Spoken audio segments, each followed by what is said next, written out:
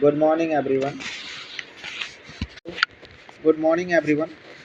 Today's topic is going on anesthesia and its medical treatment. What is anesthesia? Anesthesia is a medical treatment that prevents patient from feeling pain during surgery. It allows people to have procedures that lead to healthier or longer lives. Anaesthesia क्या है? Anaesthesia एक तरीके का medical treatment है जिसके through हम क्या करते हैं, पेशेंट की फीलिंग्स और पेन को हम फुली जो है लॉस कर देते हैं, लॉस करवाते हैं, जिससे कि पेशेंट का सर्जरी के टाइम किसी भी प्रकार की प्रॉब्लम ना हो और उसका जो लाइफ थ्रेटनिंग प्रोसीजर चल रहा है वो चीज़ें सही हो जाए। टाइप ऑफ एनेस्थीसिया की बात करें तो टाइप ऑफ एनेस्थीसिया में जनरल एनेस्थीसिया हो गया, लोकल एनेस्थीसिया हो गया, रीजनल एनेस्थीसिया हो गया। जनरल एनेस्थीसिया की बात करें तो जनरल एनेस्थीसिया एक ऐसा एनेस्थीसिया है जिसके थ्रू हम पेशेंट को फुल बॉडी सेडेशन देते हैं। उसमें पेशेंट को किसी भी प्रकार का पेन फील नहीं होता है और ना ही किसी प्रकार की चीज़ें पता चलती है कि उसके साथ क्या मतलब किस तरीके का प्रॉब्लम है या क्या चल रहा है। सारी चीज़ें उसको किसी प्रकार की प्रॉब्लम नहीं होती है और पेशेंट का ऑपरेशन अच्छे से सक्सेस हो जाता है। General anaesthesia affect the whole body, making patient unconscious and unable to move.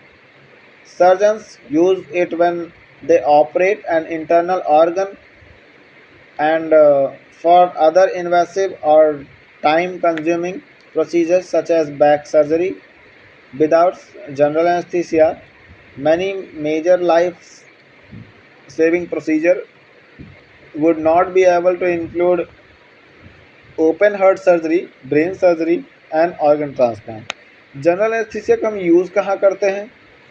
General anaesthesia को हम ज़्यादातर यूज़ करते हैं ओपन हार्ट सर्जरीज में, ब्रेन की सर्जरीज में, ऑर्गन के किसी ऑर्गन के ट्रांसप्लांट में हम इसका ज़रूर यूज़ करते हैं जनरल एनेस्थीसिया का। दूसरी चीज़ लोकल एनेस्थीसिया की बात करते हैं। Local anaesthesia affect the small part of the body such as single tooth. They are often used in density or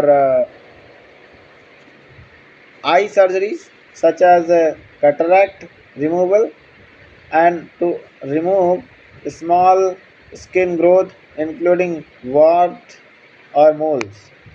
कभी कभार क्या होता है, लोकल एनेस्थीसिया का हम क्यों यूज़ करते हैं? लोकल एनेस्थीसिया का हम यूज़ करते हैं डेंटिस्ट, ज़्यादातर डेंटिस्ट जो है लोकल एनेस्थीसिया का यूज़ करते हैं। क्यों करते हैं?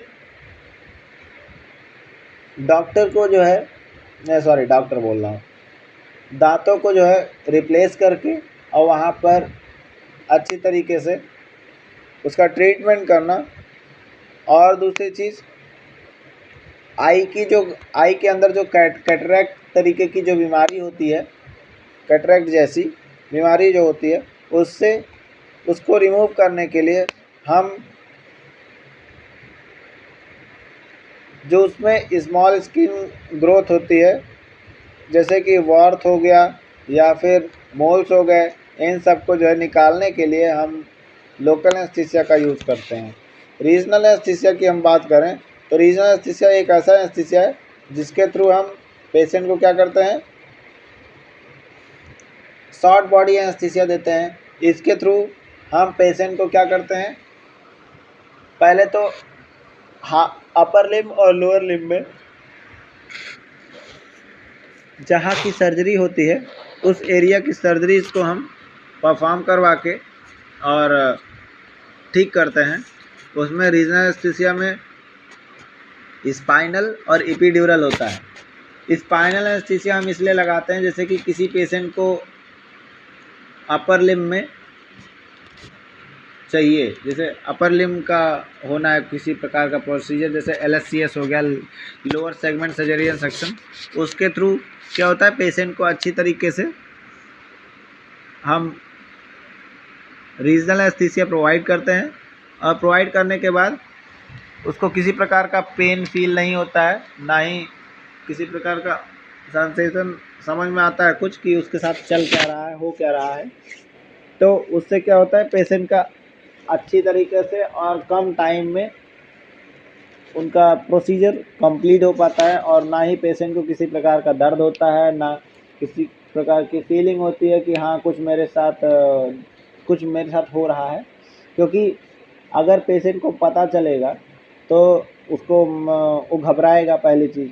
दूसरी चीज़, अगर उसको पेन होगा तो वो जो प्रोसीजर है वो अच्छी तरीके से हो नहीं पाएगा।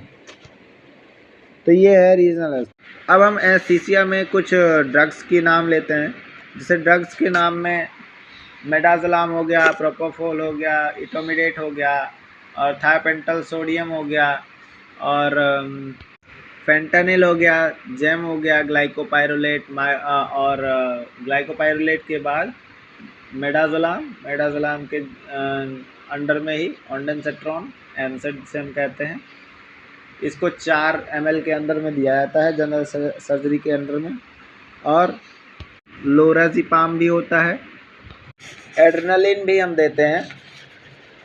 और जो एड्रेनालिन एक जिसे हम एडीआर कहते हैं, ये एक तरीके का ऐसा ड्रग है जिसके थ्रू पेशेंट का, अगर किसी पेशेंट का बीपी लो है तो उस समय हम दे सकते हैं, लेकिन अगर किसी पेशेंट का बीपी हाई है तो हम कभी भी इसको जो है एड्रेनालिन को दे नहीं सकते।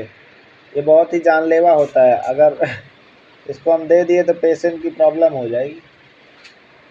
Thank you so much. Anaesthesia के कुछ इक्विपमेंट्स हैं, उनके बारे में बात करते हैं। तो एनेस्थीसिया के कुछ जो इक्विपमेंट्स हैं उनमें आता है जैसे अम्बू बैग हो गया, आर्टिफिशियल मैनुअल ब्रीथिंग यूनिट। और इसके बाद हम जो ज़्यादातर हम जो एनेस्थीसिया इक्विपमेंट में यूज़ करते हैं वो होता है ईडी ट्यूब इंसर्ट करने के लिए हम लैरिंगोस्कोप का यूज़ करते हैं। लैरिंगोस्कोप का यूज़ करने के बाद हम जो पेशेंट होता है उसको इनहेलेशनल एजेंट देने के लिए हम एनेस्थीसिया मशीन का यूज़ करते हैं। एनेस्थीसिया मशीन में क्या क्या होता है, एनेस्थीसिया मशीन में फ्लोमीटर होता है, वेपराइज़र होता है, प्रेशर गॉज होता है, इसके बाद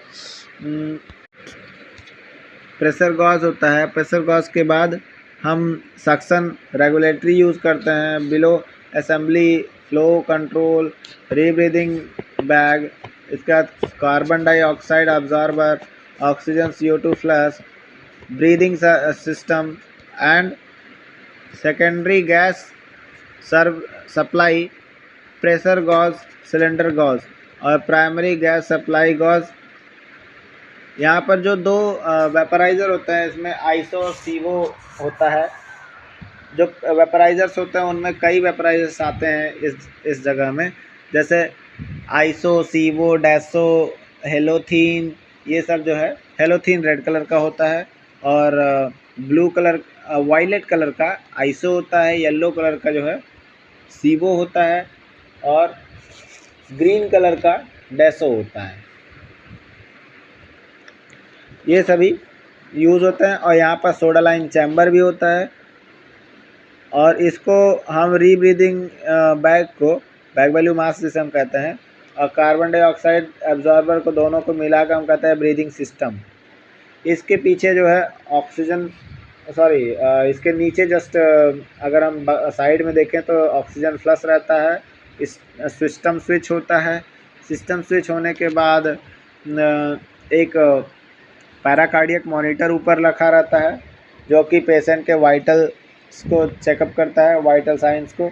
दूसरी चीज़, इसके बैक साइड में अगर हम एनेस्थीसिया के बैक साइड की बात करें तो इसके अंडर में पेन इंडेक्स सेफ्टी सिस्टम लगा रहता है। इसके थ्रू हम सपोज दैट कभी कभार किसी हॉस्पिटल्स में नहीं इंतज़ाम हो पाता है एच सिलेंडर्स का, मतलब हॉस्पिटलिटी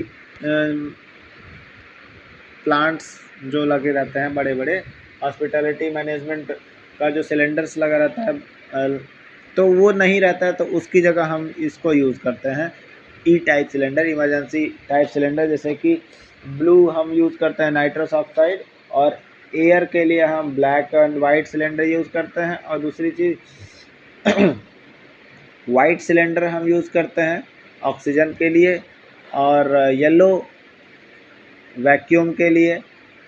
तो ये सभी जो है हम यूज़ करते हैं गैस, और इसको हम फिक्स करते हैं पेन इंडेक्स सेफ्टी सिस्टम के थ्रू